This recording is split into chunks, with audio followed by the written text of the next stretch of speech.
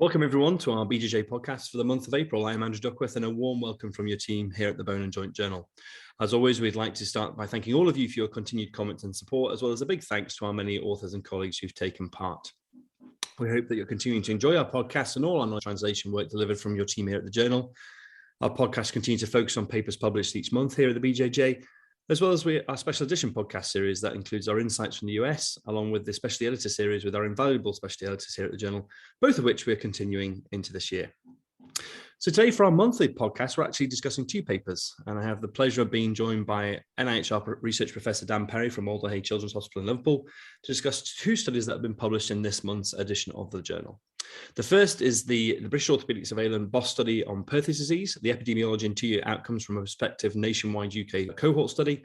And the second related study is, again, a BOSS study on slipped capital femoral epiphysis, looking at the epidemiology and two-year outcomes from a prospective nationwide UK cohort with linked hospital administrative data to maximise case assessment. Welcome, Dan. It's great to have you back with us, and a big thank you for joining us today. Thanks so much. Thanks for having me.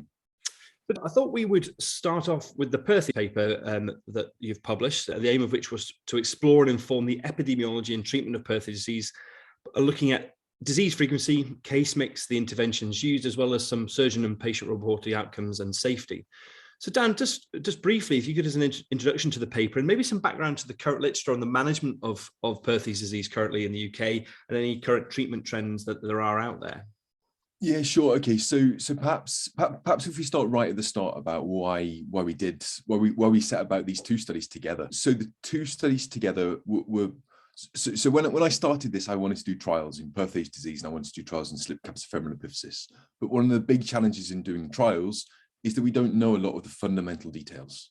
So we don't know much about the incidence, much about the case mix, and so we didn't have a really solid feel for any of that information. And if we're going to write a research grant to get £1 million or £2 million, however much a trial costs, then we need that fundamental detail and we need it really, really nailed. So the reason we set about both the studies is really to answer all of the feasibility questions that we need in order to inform a trial. And the best way we thought to do that was to do a big nationwide collaborative approach, because then even if a trial wasn't feasible, we've got the most robust, best data possible in order to inform it. And actually, we just copied other people. So we copied the obstetricians who already do this through something called UCOS, which is a big nationwide case finding exercise. And we modified that, adapted it, and brought that to the fruition, which is how we came up with the BOSS studies. So in terms of Perthes disease, you probably remember from your registrar days, everyone kind of does something different, and everyone's got a really, really solid belief why their way works. But actually, we can kind of come to the conclusions in a minute. But everyone kind of does something different, and they do something different for really good reasons. But there's no really good reasons behind any of it. It's interesting that, isn't it? I mean, I think, like you say, I think you are taught a certain way in the centre that you are trained in, and that's it. And you assume that that's what everybody does throughout the UK, and as we'll see, that certainly isn't the case. And just before we move on to the study, obviously there's a lot of, as well as the platforms that you describe and how the BOSS study was created, there's a lot of setup to these studies. They're very much prospective studies, aren't they, Dan, with a lot of patient and public involvement as well. Yeah, no, PPI, so public and patient involvement, is really, really key to the way that my studies work. And in part that's because it's so helpful. And also in part it's because that's what the funders, so the National Institute for Health Research, that's what they really want us to do. So these are all published open access within the journal, because we want everyone around the world to have access to them, but very much patients to have access to them, so they can read what's going on as well. Absolutely, and as you state in your paper, as part of the James Lind Priority Setting Partnership, the treatment of Perthes disease was one of the top research priorities in children's orthopaedic surgery, which are very much answering that question. So if we move on to the study design, there are obviously similarities between the studies, and the next one we'll discuss on SCFE. But for this study, how were the patients sort of identified briefly, and who was included? Sure. So we included all new cases of Perthes disease. So all cases of newly diagnosed Perthes disease presenting to someone that was going to be able to definitively manage them. So all kids were between 0 and 14 years old, and it was the first time they went to visited a clinician able to definitively manage it. Yeah, absolutely. And in terms of sort of, I suppose, sort of checking the robustness of that collection, you cross-check cases, and you did it subtly differently between the two studies. How did you do it for the Perth one, and did you find it useful? Yeah, so the Perthes one we did using an independent network of trainees. So we got a group of trainees throughout the country and very much took hold of the trainee collaborative groups. And so we asked trainees to every time they saw a new case of Perthes disease to log it in an app. And then what else happened is every month we emailed up to 4 clinicians every site and said, have you seen any new cases of Perthes disease? And we asked them to confirm whether they'd seen any new cases. And indeed, if they hadn't seen any cases at all, they had to tell us about that as well. So the system, the automatic system we developed, emailed every site, so 144 sites, emailed them once a month, and it kept emailing them in a really pleasant, remindery way until they told us every single month about whether they'd seen any cases or not.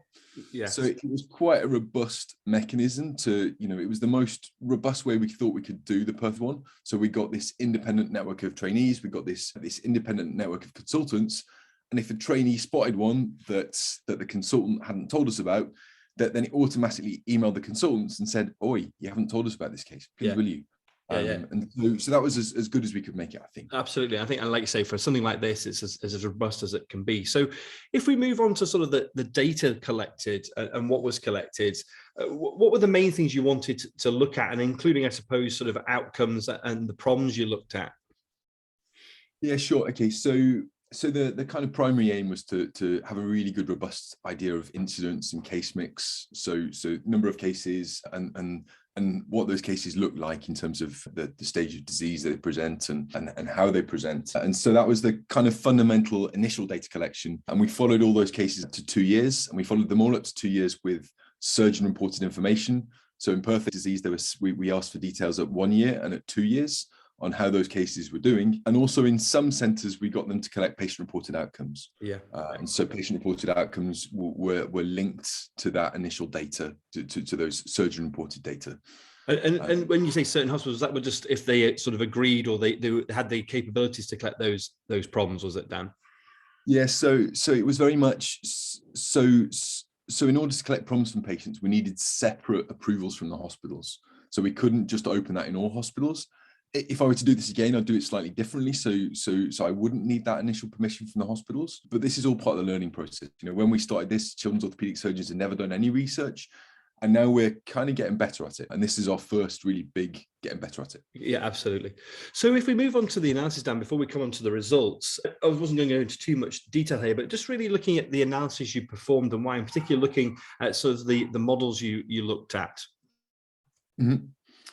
So we try to keep it nice and simple. So we use lots of descriptive statistics to try and just explain, just identify what's going on. We then did a regression model to try and understand mainly what makes a difference. So what makes a difference to the outcome. And then we also did some kind of interesting stuff that I quite like doing, which is called recursive partitioning. And it sounds really complicated, but basically all you do is you use an algorithm to look at how you can most easily describe the data just using simple flow diagrams. And so you can kind of try and understand what's going on in a surgeon's mind using loads of data, which is kind of cool. And I thought that was quite useful for this. No, absolutely. I think we'll come on to that, but obviously there's the figure 1 in the paper, and I think it is really cool. And it's a really nice way to explain what potentially would be quite complicated to interpret, but it's a really nice diagram. It's basic, but we'll come on to that. And also you looked at sort of the did a multivariate analysis looking at sort of baseline and treatment factors on that 2-year radiological outcome, as you say. So if we move on to those results, there were 371 children with 396 hits, which were newly affected by Perthes disease, and that was from 63 hospitals with a median of 2 cases per hospital. And the annual incidence was about 2.5 cases per 100,000 for the patient population, which was up to 14 years of age. And just over a third, 117, were treated with surgery. So Dan, first of all, what in terms of the case mix and the sort of disease characteristics, what did you find, and was that, suppose, what you'd expected, really?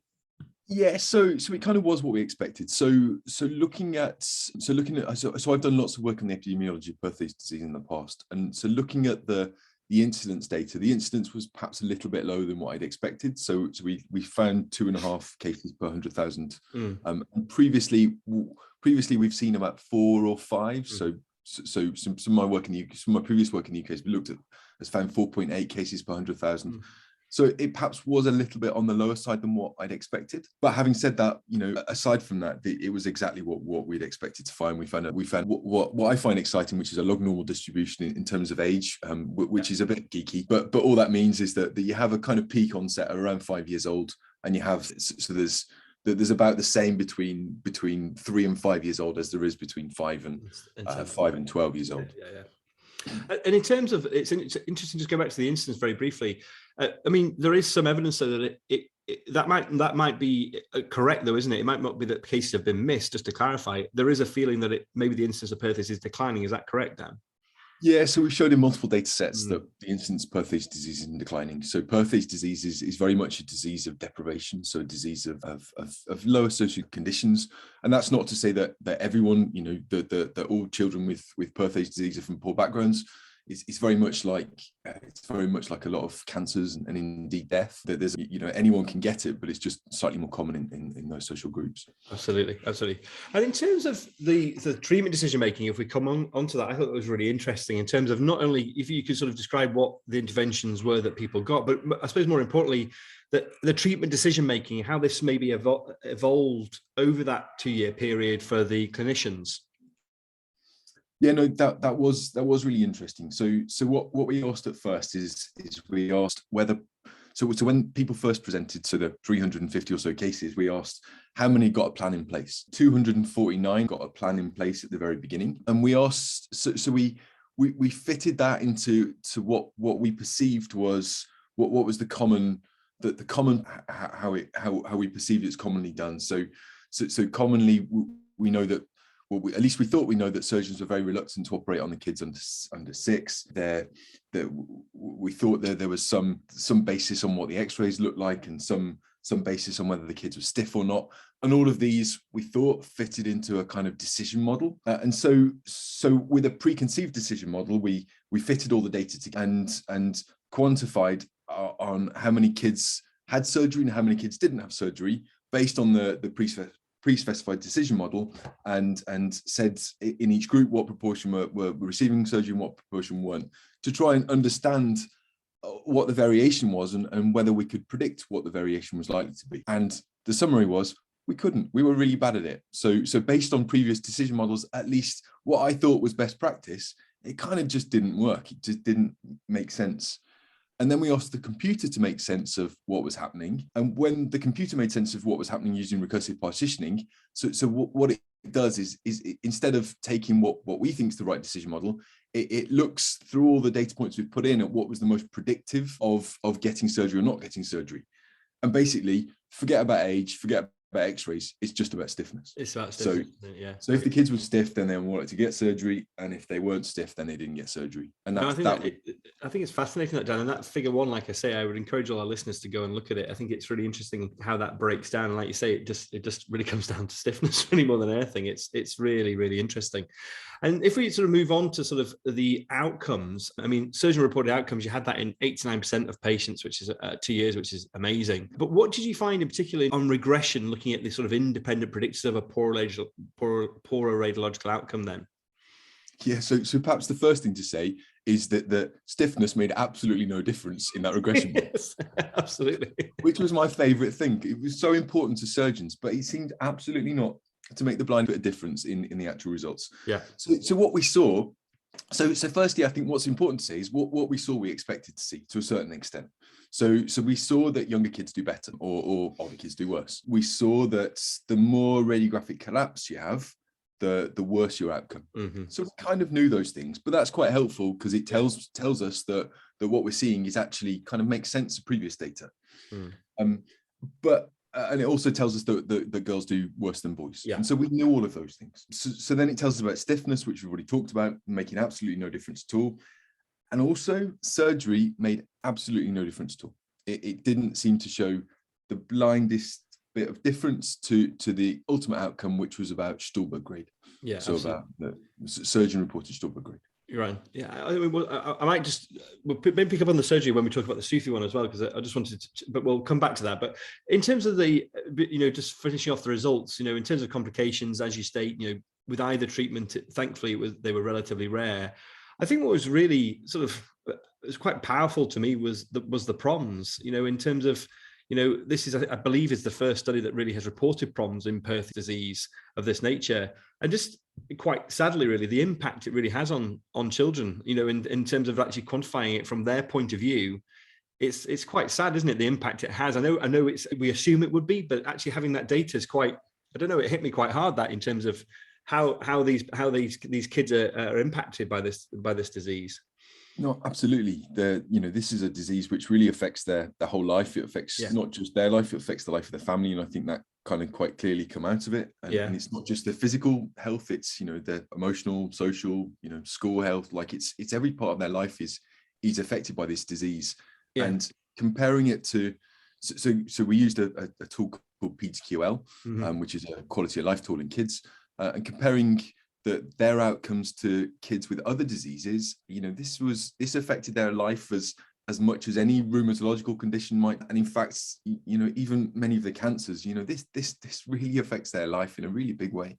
I think that it's important, isn't it, Dan? And actually is a very powerful message to people like funders, saying actually this is important. We can't, it doesn't sound, I know it doesn't seem it's life-threatening, and it isn't, but it's a really impactful on their quality of life at a young age. And that's why it's such an important disease to investigate. So if we go on to sort of just put it into context, Dan, the strengths of the study are just without question, in terms of the size, UK wide study, it's very robust methodologically and sound set up with a prospective design. And it showed, I think, sort of interesting, a widespread variation in the treatment strategies for Perthes disease of the hip. And as you said, that despite the frequency of surgery or containment surgery, there's no real evidence of improved outcomes. But also, I suppose, which we'll come on to, is there does appear to be a sufficient volume of cases and an equipoise among surgeons, I suppose, for a trial, as you've alluded to begin with. But what do you feel are the key take-home messages? And I suppose maybe caveating that with any limitations of the data there.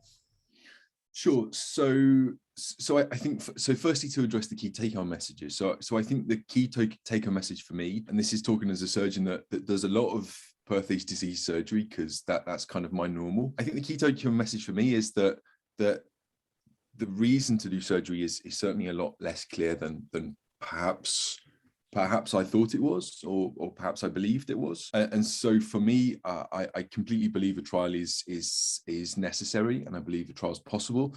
And in fact, the rest of my day-to-day is writing the Perthes disease trial, because it's just been advertised by NHR on the back of this, which is really cool. So I think they're the real take-homes, as well as the fact that, knowing how much this affects the children, and how we should best address that in clinics. And I know some people involve psychologists in managing these children and stuff, and perhaps that is the way to go, because this is a big hit on their life. Yeah. In terms of the methodological problems, I think the biggest methodological problem, the one that people are likely to criticize, is we only had outcomes to 2 years. And so we know that Perthes disease, so we know that if you're going to classify Stulberg properly and correctly, you should be classifying at the end of skeletal maturity. But there is some evidence to say that you can classify it much earlier than that.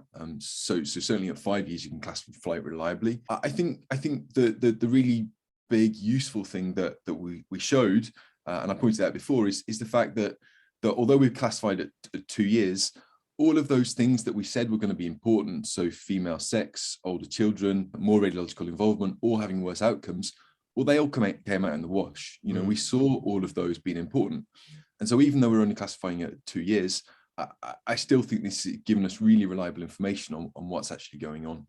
Yeah. The only drawback is we can only look at the data on 70% or so of cases, because we could only classify those in the late reossification stage. So they were the people that we classified an outcome on, and only 70% of children were in that group. Yeah. So we couldn't use the whole data set. I think going forwards, if we do a trial, we'll have to have longer follow-up. So probably primary outcome at 3 years. Yeah. So we get more of those children. And then we'll have to make sure we do a long-term follow-up as well to please everyone that what we're seeing at 3 years is actually representative of the future. No, I agree. And I appreciate what you're saying in terms of, like you say, just over only 70% of the hips were sufficiently mature to assign an outcome. But I think, like you also pointed out, I think it's unlikely to introduce bias, but it's something we probably should acknowledge. In terms of, before we move on to the next study, just you mentioned a trial without giving maybe too much away. What do you think that will look like, or what do you think are the key things to consider in the design of that?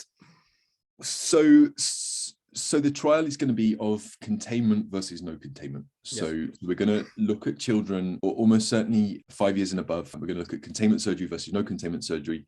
And the primary outcome is going to be a patient-reported outcome with a radiological outcome as a kind of first secondary outcome, because the primary outcome is important. The patient-reported outcome is important to patients, but surgeons are really going to focus on how round the hip is for their longevity, which I understand. I think one of the key factors, whenever we do trials, one of the key factors is how we're going to get patients on board.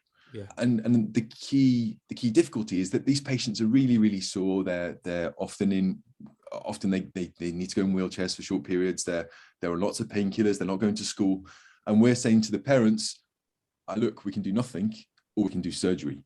Yeah. And that's kind of hard. So because whilst patients don't want surgery, they also don't want to see their children in pain. If there's any hope, they want to be able to do it. So what we're working on at the moment is we're working on what best conservative practice looks like. So what best non-operative practice looks like, so we can really give them a package of something good compared to surgery, to try and compare the two. And we've got a PhD student at the moment, Adam Galloway, who's working on that to really try and sell that, or to really try and work on that non-operative arm. So it's kind of standardized across the pitch, and we can sell that to patients as a really good option.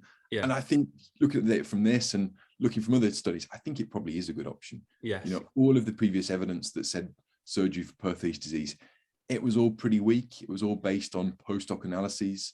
So I don't think there's any strong evidence to say that surgery is actually making a difference. Yeah, no, absolutely. And I think, like you say, the important thing with any sort of non-operative versus operative trial, I suppose, is you don't want the patient thinking that if it's non-operative, you're just not going to do anything. It's actually optimizing that non-operative arm, isn't it? So they're actually getting a package that's really, really good, like you say, which is why you need the evidence for it. But so just in terms of time, we'll thought we move on to the SCFE paper next. So this is again, one of the BOSS, using the BOSS platform and similar BOSS methodology and on slipped capital femoral epiphysis.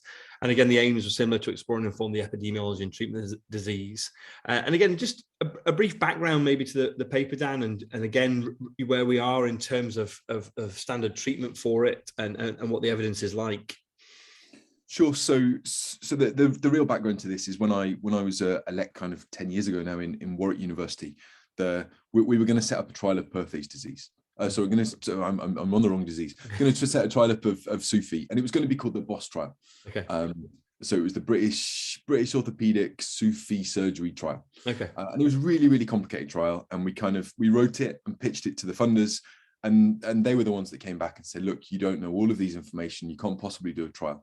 Yeah. So which is where the British Orthopedic SCFE surgery trial became the British Orthopedic Surgery Surveillance Study, because we'd already got the logo, so why would we waste the logo? so it morphed into that, and which is where the SCFE one was kind of where it started, and then we chucked in the Perth one for free, and it was going to answer all those questions, all those feasibility questions for a trial, which is what exactly what it's done. Yeah. So like you say, the setup was very much the same as the Perthes disease one. The really big important thing for me, and the kind of the geek in me really loves this, is that SCFE is always admitted to hospitals. So it comes into hospitals, it gets admitted, and in the UK we collect details of those admissions. And so we collected. And this was a really, really, really neat bit. So every time a patient's admitted to hospital, the coders log the operation code, and we collected all of those operation codes every single month from statistics or from the equivalents in Scotland and Wales. And so we got monthly downloads from their systems, and we inputted that into our system. And consequently, rather than relying on trainees, we could rely on this big national independent network that's routinely collecting this information for payment, and we could cross-check with what surgeons reported, and we could always ping the surgeon in whatever hospital and say, look, I know you operated on a SCFE, there's no point in hiding it, and please really tell me about the case. Yeah. So that's kind of how it works. So one of the problems with coding is obviously it identifies cases where, but because they're coding a SCFE, obviously it also identifies cases where perhaps they're having a revision screw exchange, or perhaps having a screw removal, or perhaps having some osteotomy. Then it'll still collect that SCFE code. So there are cases that aren't necessarily a fresh SCFE. So we had the option for surgeons to tell us about those. But look, I think this is the most reliable estimate of SCFE incidence I could possibly give you, because I know that I know that we cross-checked it against more than 95% of the HES data. No, I think that's one of the key differences, isn't it, between the two studies is that cross-checking and how effective that was. And in terms of sort of the people included, the ages including the study, they were slightly different, weren't they, Dan, in terms of who you were looking at? Yeah, so we collected 6 to 18 years old, and that's because that's the population at risk. You know, it's very unusual for it's very unusual for a 6-year-old to get SCFE, let alone anyone before 6. Yes. So that's the population at risk, and it's also the population that most other studies look at as before. So we tried to unify it with previous research. Sure. And in terms of the follow-up, again, it was fairly similar, but you were sort of looking particularly at complications, weren't you? And principally the development of AVM in particular. Is that right? Yeah. So we looked at years in the same way. So we looked at surgeon-reported outcomes at 3 months and at 2 years. And again, we had a subset of hospital patient-reported outcomes. Yeah, absolutely. And before we move on to those results, Dan, in terms of the analysis performed, what was there anything in particular you wanted to look at and do some models on? The big thing was about AVN. So the big thing was about AVN and trying to look at AVN, but look at stability at the same time. And I had big battles with my statistician about how we look at this data, because AVN is relatively rare. Yeah. And what you'll see in the literature, you'll see lots of papers try and really drill down on what what could be the cause of AVN in each individual case. But the statistician's quite ruthless, and she said, look, you've only got a small data set. You can only, whilst it's a massive data set and the biggest SCFE data set that there is, you've only got a relatively small number of cases with AVN, and therefore you can't dig into it too much, because you're just making false claims, false assumptions and conclusions. And so that was really eye-opening for me, actually, because I wanted to, you can really try and read more and more into this, and the more you read into it, the less actual useful information you get. So it's very much a high-level look at what's going on in the UK, what practice looks like, and to try and pick out some of that kind of AVN stuff. Absolutely. And along with the AVN, obviously you looked at the contralateral SCFE risk, but we'll come on to that in the results. So if we look at results, there were 486 children with a new diagnosis over the 18-month period. 17 patients were excluded due to lack of baseline data. That left us with 469 children with 513 hips that made up the study cohort. Annual incidence was just over 3 cases per 100,000 in that age range, and the rates were broadly similar across the UK. So first of all, Dan, you've already alluded to it, but obviously with the sensitivity analysis, it was pretty impressive in terms of how robust the data collection was when you had that sort of cross check, wasn't it? The sensitivity, absolutely. So we know that we collected at least 95% of all cases of SCFE in the UK in England, Scotland, and Wales over that period.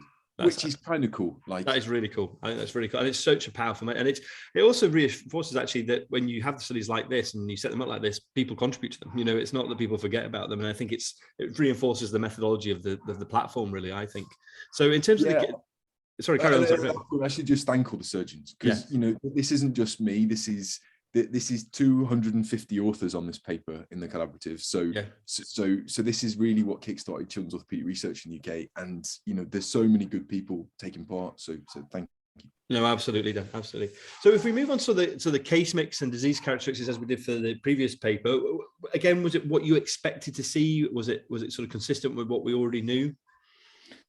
Yeah, I think it was actually. So the age and the kind of the age and gender were all kind of looking like what's been written before. So in terms of the whether they were stable or unstable, about 20% were unstable, 80% were stable, which is kind of what is known. Of the stable, the vast majority were on the milder side, so with about a quarter of the stable being severe.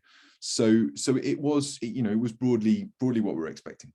No, absolutely, and as you also highlight, the principal comorbid association was obesity, as again we set with just over a quarter of the patients having defined as obese. So again, I suppose consistent with what we sort of knew about SCFE.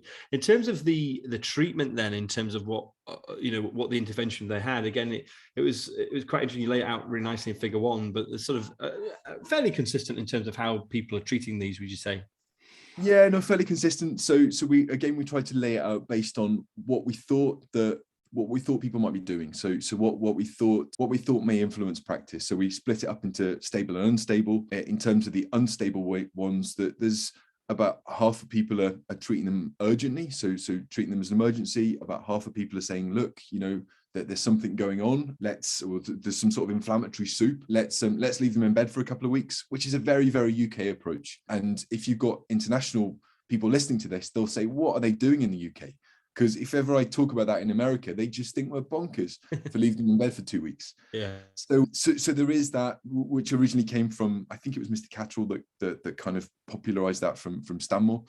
So yeah, that gets done a lot, and we've got no idea if that truly makes a difference. Then in terms of the mild and moderate, we were particularly looking at whether people were just fixed them in sight, or whether people were using different types of screws like growing screws, and growing screws which allow the physis to grow. So the idea is that you put growing screw in, the physis grows, and then any deformity remodels. And despite that being a lovely idea, hardly anyone's using it, which is perhaps understandable.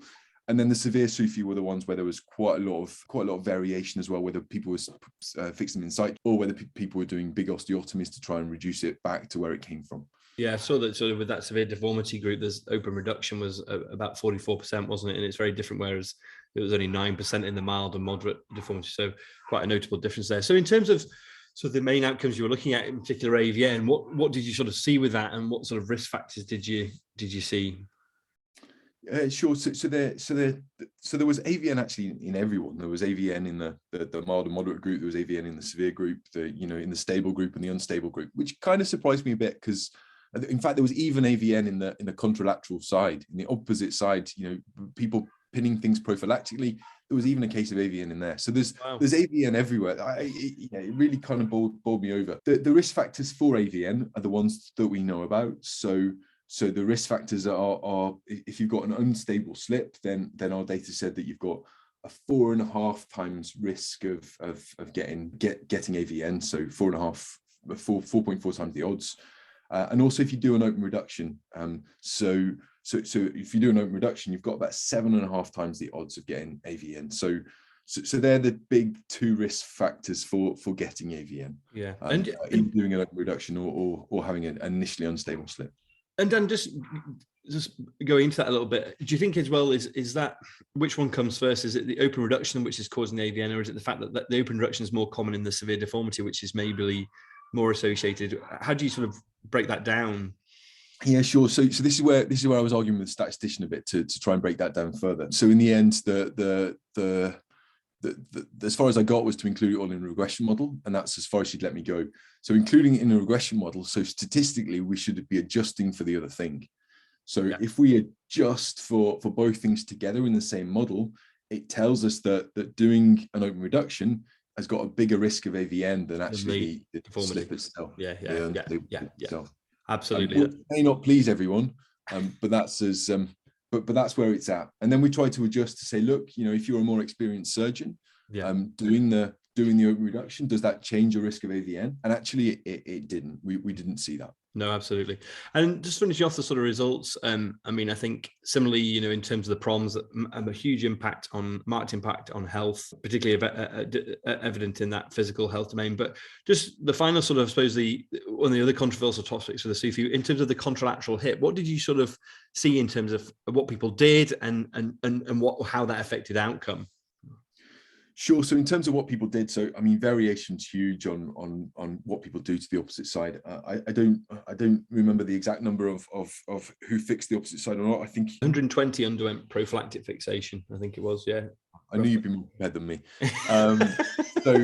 So 120 underwent prophylactic fixation, which left 200 and something not undergoing prophylactic fixation. So that was really nice actually, because there was big groups either way. That let us do some nice statistics and nice stuff. And so what we saw is that, so firstly to say that in those that underwent prophylactic fixation, it's not it is a minor procedure, but it's not a procedure without risk. I say, in that 120 kids, there was kids with osteomyelitis, Yeah. There was kids with avascular necrosis. There was kids with fracture. Like it's a risky, like it does have risk, which I know it does. You know, I'm a surgeon. I kind of know it has risk, but it really highlights it to you when you see it all written down on paper. Definitely. In a cohort which isn't hiding anything. It's kind of cool and kind of interesting to see. Definitely. So it does inform the consent conversation you're going to have about what you're going to do on that prophylactic side. Definitely. Yeah. It's not benign, is it, at all, when you read, like you say, when you read that?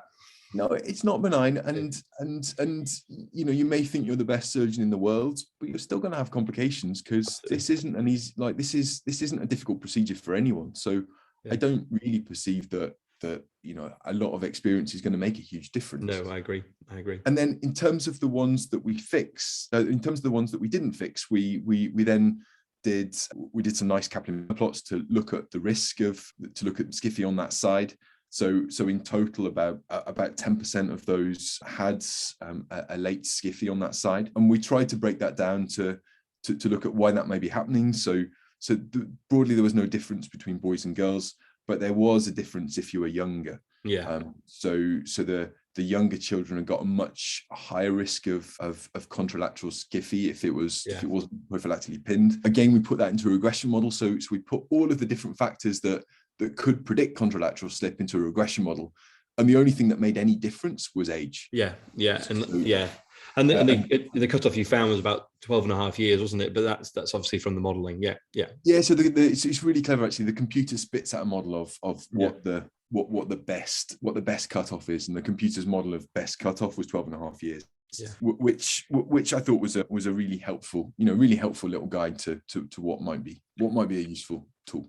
I mean, I know it's an extrapolation, Dan, but do you think then is it reasonable to say that once if the patient is over 12 to 13 years of age, it's reasonable then just to leave it?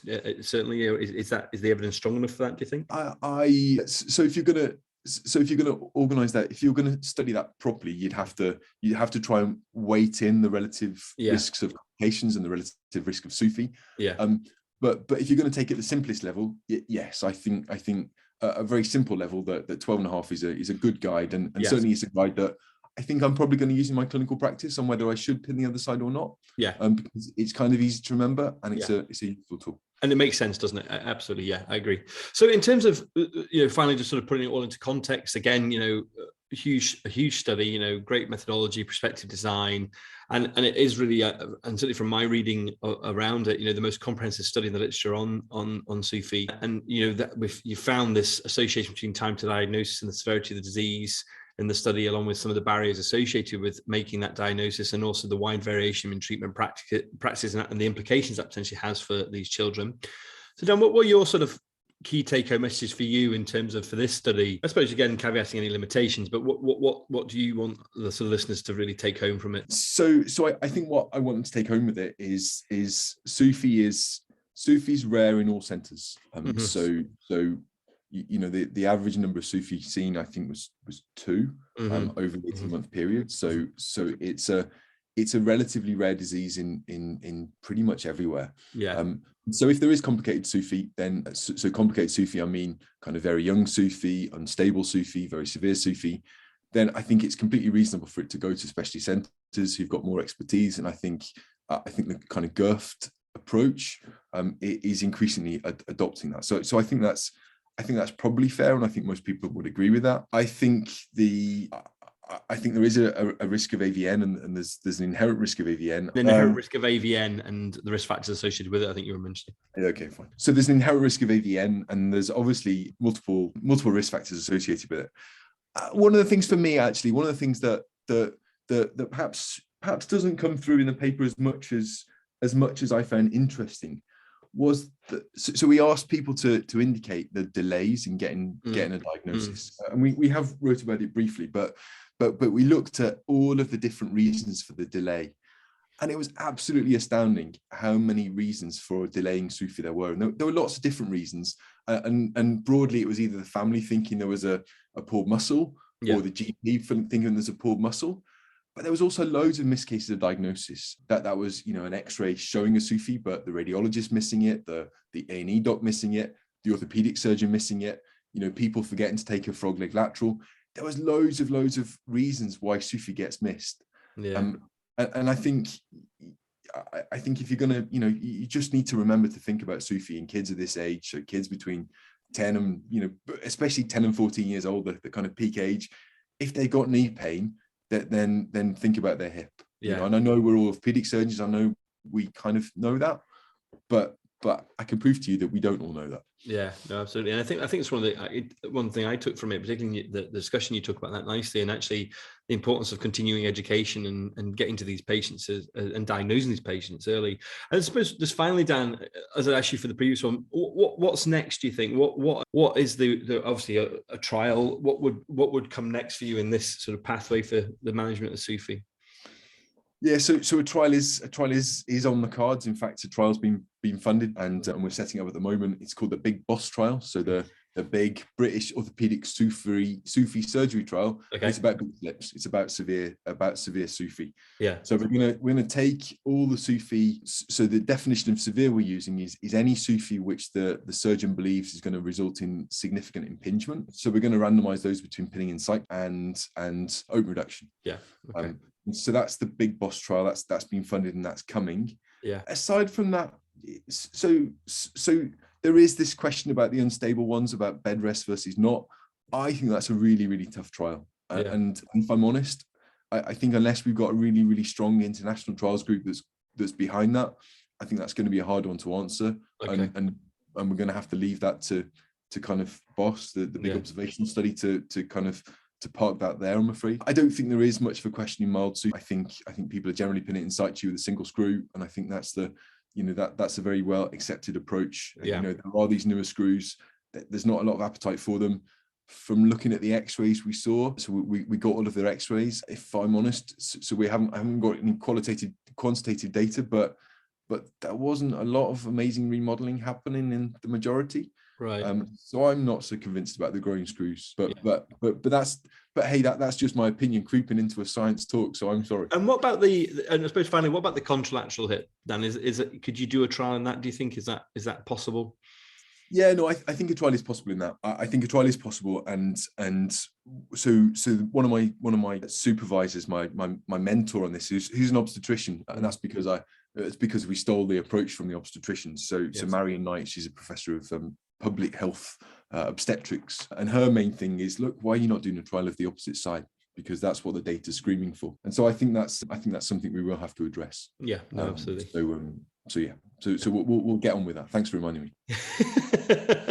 No worries. Well done. That's all we have time for today. But thank you so much for taking the time to join us. I really enjoyed that, and congratulations on just really two outstanding studies that are real benchmarks, I think, for UK nationwide collaborative research of this nature, and have without doubt added so much to the literature and given much strength to really high level trials being performed moving forward. It was great to have you with us, Dan. Thanks so much. Thanks for having me. And to our listeners, we do hope you've enjoyed joining us, and we encourage you to share your thoughts and comments through social media and alike. Feel free to tweet or post about anything we've discussed here today. And thanks again for joining us. Take care, everyone.